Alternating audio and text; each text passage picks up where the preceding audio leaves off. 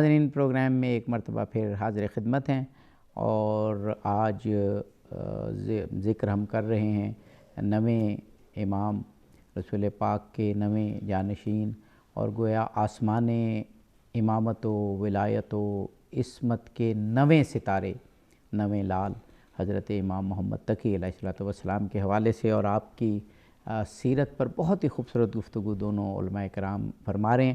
جناب مولانا مزمل حسین صاحب قبلہ، وقفے سے قبل آپ امام تقی علیہ السلام کے وہ علمی مقام کی، اور ایک میں نے ذکر کیا تھا کہ جب ان کو ان شخصیات کا حوالہ دیا جاتا ہے تو بڑے بڑے شیخ اور بڑے بڑے صوفیہ اور اہل عرفان ان کو وجہ تخلیق کائنات ہستیوں میں سے لکھتے ہیں۔ جی، وہ میں آپ کو بات یہ بتا رہا تھا کہ حسین بن قیامہ یہ واقفی مذہب کے ہیں، یعنی انہوں نے امام موسیٰ کاظم علیہ السلام کے بعد امامت کا اقرار نہیں کیا۔ یہ امام رضا علیہ السلام سے کہتے ہیں آپ امام ہیں؟ امام کہتے ہیں ہاں۔ یہ کہتے ہیں آپ امام نہیں ہو سکتے۔ کہا کیوں؟ کہ آپ کے جد امام صادق علیہ السلام نے یہ کہا ہے کہ امام لا ولد نہیں ہوتا، تو آپ کی یہ عمر ہوگی ابھی آپ تک کا کوئی بیٹا نہیں ہے، اس لیے آپ امام نہیں ہیں۔ تو امام علیہ السلام نے تھوڑی دیر سر جھکایا، پھر کہا اسی سال اللہ مجھے ایک ایسا بیٹا دے گا جو عیسیٰ اور موسیٰ کی طرح ہوگا۔ واہ واہ واہ۔ تو راوی کہتا ہے کہ ابھی وہ سال ختم نہیں ہوا تھا امام تقی علیہ السلام کی ولادت، اور کیا رمز میں تھی اسی بات کو کہنا چاہتا ہوں کہ آپ نے کہا وجہ تخلیق۔ بالکل۔ تو جب امام علیہ السلام کی ولادت ہوتی ہے تو پھر بھی لوگ جو منکر تھے انہوں نے یہ اعتراض کیا کہ یہ آپ کے بیٹے نہیں ہیں۔ اب اس وقت جو تاریخ نے لکھا ہے سن، وہ امام علیہ السلام کا 2 یا 2.5 سال ہے۔ صحیح۔ تو جب زیادہ شور لوگوں نے مچایا کہ یہ امام تقی آپ کے بیٹے نہیں ہیں، تو امام رضا علیہ السلام اپنے بیٹے کو ہاتھ پہ لے گیا اور آ کے ان سے یہ کہا جس طرح مرضی تسلی کر لو۔ تو انہوں نے کہا کہ ہم کاہنین کے پاس جاتے ہیں، وہ بتائیں گے کہ یہ آپ کا بیٹا ہے یا نہیں ہے۔ تو اس وقت یہ امام کو لے کے آئے۔ اب جملہ روایت کا سنیں، خروا لوجوہہم سجدا، کہ جب وہ کاہنین کے سامنے امام کو پیش کیا تو امام کے چہرے پہ نظر پڑی تو انہوں نے سر جھکا دیا، سجدے میں رکھ دیا، اور یہ کہتے ہیں واللہ ھذا ویحکم، پھٹکار ہے تم پہ کہ تم اس جیسے کوکب دری و نور ظاہر کو یارزونا علی مثلنا، اس جیسے چمکتے ہوئے ستارے کو تم ہمارے پاس لے کے آتے ہو کہ ہم بتائیں کہ ان کا نسب کیا ہے۔ واللہ، خدا کی قسم، یہ ایسا ستارہ ہے جس کو پاک و پاکیزہ ارحام نے جنم دیا ہے۔ اگر تم اس کی طرف دیکھو تو اس کا چہرہ بتا رہا ہے من ذریت نبی و امیر المومنین، کہ اس کا تعلق رسول سے ہے اور علی سے ہے۔ جب یہ کہا نا، اس وقت امام علیہ السلام نے اپنی زبان کو حرکت دی، اور امام علیہ السلام نے جو خطبہ دیا اس وقت وہی امام کے ہاتھوں پہ کہا الحمدللہ الذی خلق من نورہ، تعریف ہے اس خدا کی جس نے ہمیں اپنے نور سے خلق کیا ہے، واصطفیٰ من بریتہ، اور جس نے اپنی مخلوق سے ہمیں مصطفیٰ قرار دیا۔ یعنی یہ امام کہہ رہے ہیں، اور وہی کا ہمیں کیا ہے امین بنایا ہے۔ اور امام پھر آگے یہ کہتے ہیں واللہ انی اعلم ما فی سرائرکم و خواترکم، اللہ کی قسم جو تم سوچتے ہو میں وہ بھی جانتا ہوں، جو تمہارے دلوں میں خیال آ سکتا ہے میں وہ بھی جانتا ہوں۔ وانی اعلم سائر الناس وما ہم الیہ سائرون، تم اپنی بات کرتے ہو، میں تمام لوگوں کے متعلق جانتا ہوں کہاں سے آئے ہیں کہاں جائیں گے، ان کی ابتدا کہاں ہے ان کی انتہا۔ اور اس کے بعد وہ جملہ کا جو میں آپ کہنا چاہتے تھے آپ، کہ یہ مجھے کہاں سے ملا ہے، علماً قد نبنی اللہ قبل الخلق اجمعین وبناء السماء والارضین، یہ وہ علم ہے جو اللہ نے تمام مخلوق سے پہلے مجھے دیا ہے۔ ابھی زمین بھی نہیں بنایا ہے، ابھی آسمان بھی نہیں بنا تھا، اس وقت اللہ نے یہ علم دیا۔ یہ بالکل اس رسول خدا کی اس روایت کی طرف اشارہ ہے کہ رسول خدا کہتے ہیں ابھی نہ چاند تھا نہ ستارے تھے نہ کچھ بھی نہیں تھا، اللہ نے ہمارے نور کو خلق کیا تھا۔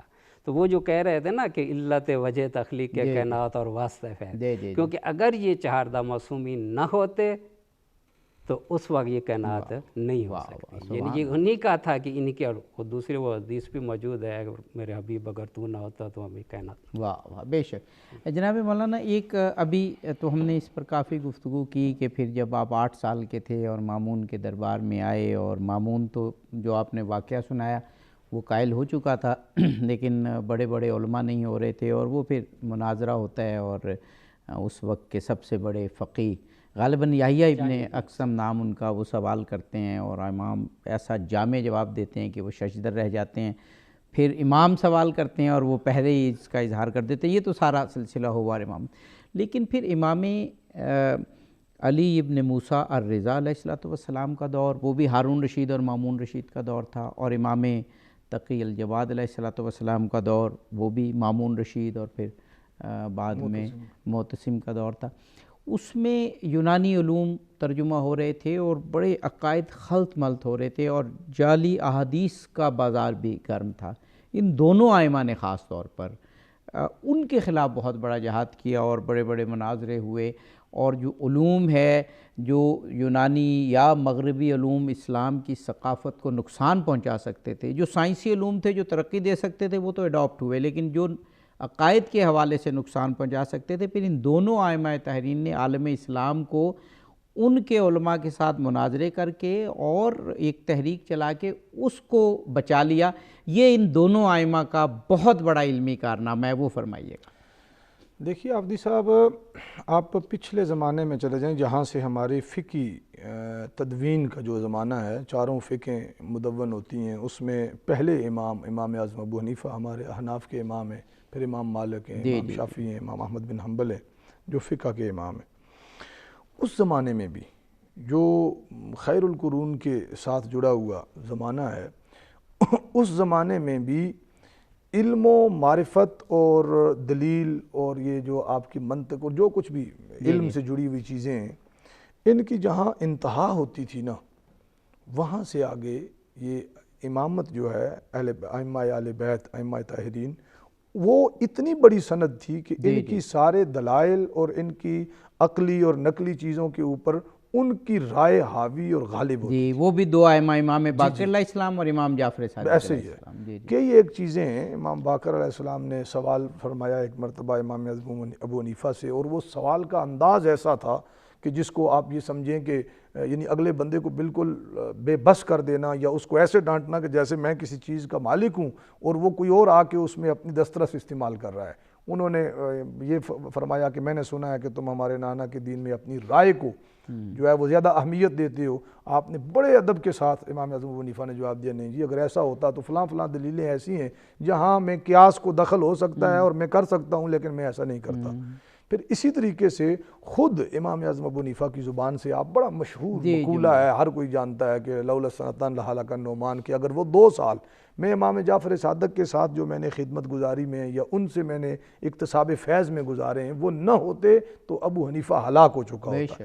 یہ چیزیں اس طرف اشارہ کرتی ہیں کہ حجت اس زمانے میں بڑے سے بڑا امام انہی کی ذوات اقدس کو مانتا تھا. ٹھیک ہے، جو بات یہ آخری کر دیتے تھے. اب بڑے بڑے لوگ اس یونانی علوم کی، فلسفہ کی، منطق کی، علم کلام کی، جب آپ ان ابحاث کو پڑھتے ہیں تو بندہ دنگ رہ جاتا ہے کہ بڑے بڑے پڑھے لکھے لوگ بہک گئے.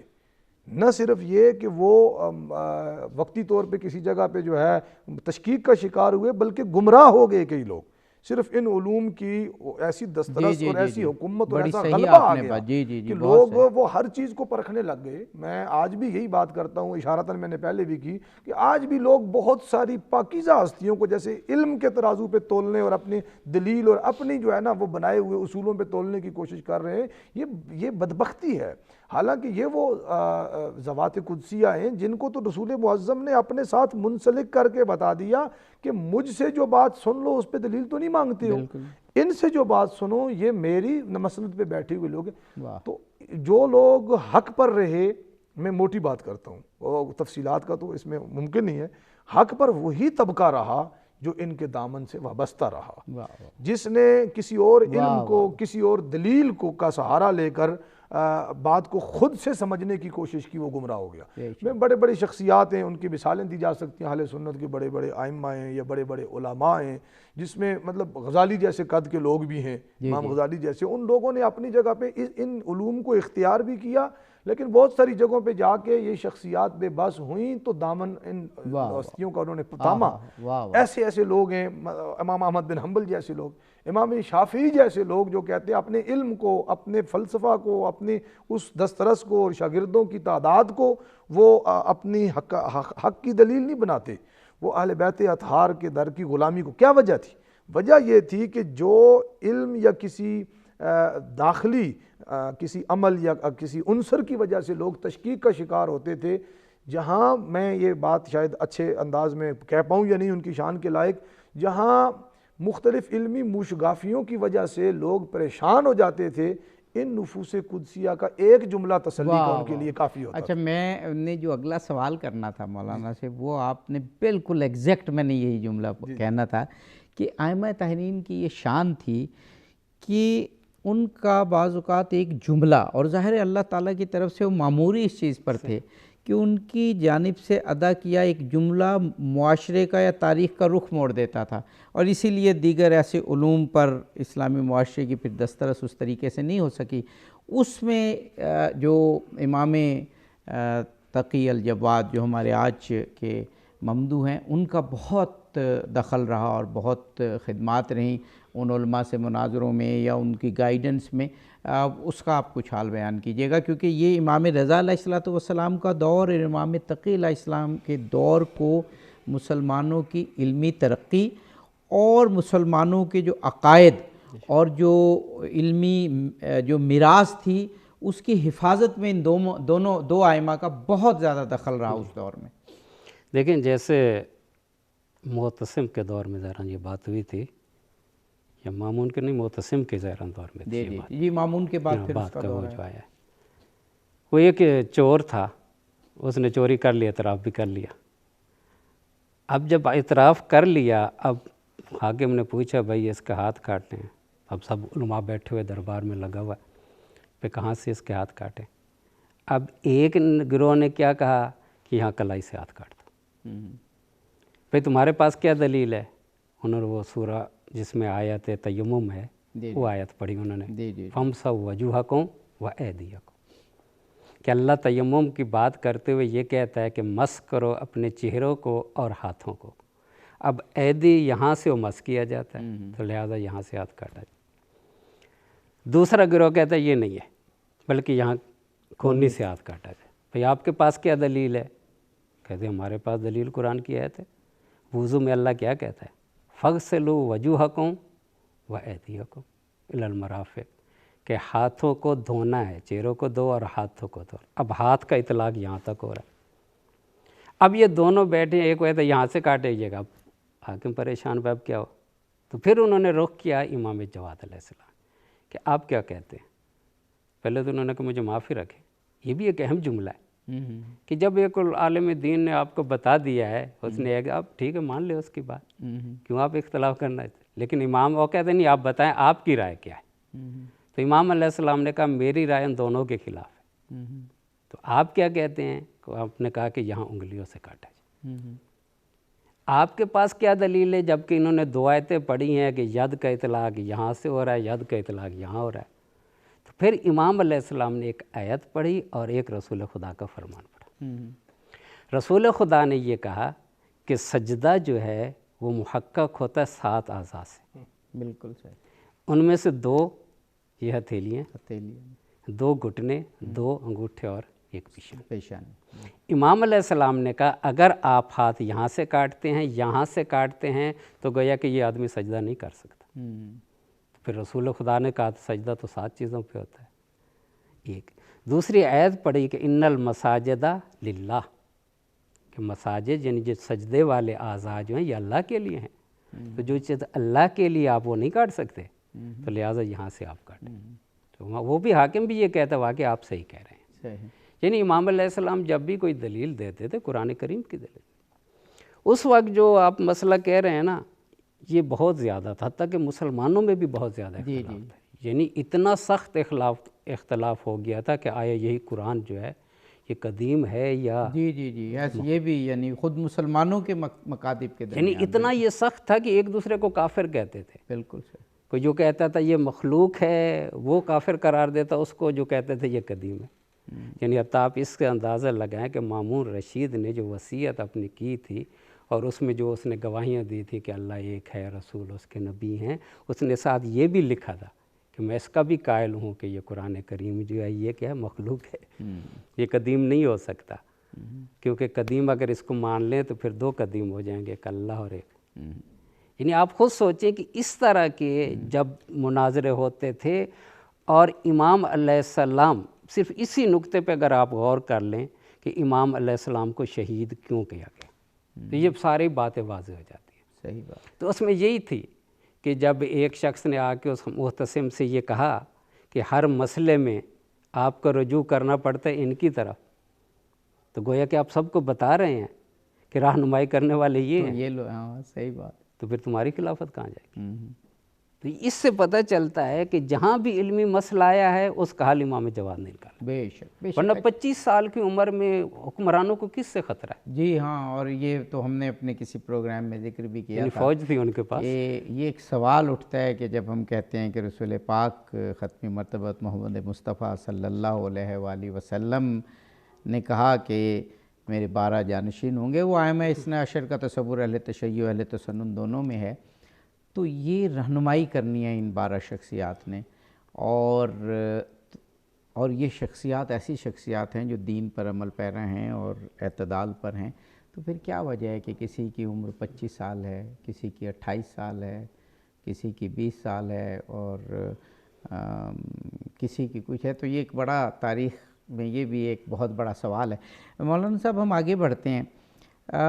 یہ کہا جاتا ہے کہ جو یہ شخصیات ہوتی ہیں کہ جنہوں نے معاشرے کو بنانا اور سنوارنا ہوتا ہے، اور یہ تو ائمہ اثنا عشر تو وہ شخصیات ہیں کہ جن کو رسول اللہ نے اور اللہ نے یہ کام سونپا تھا، تو ان کا ایک ایک جو لمحہ اور ایک ایک جو جملہ ہے نا وہی رہنمائی کے لیے کافی ہوتا ہے. وقت بہت کم رہ گیا، معلوم نہیں ہوتا، وقت گزر جاتا ہے اور چیزیں بہت سی.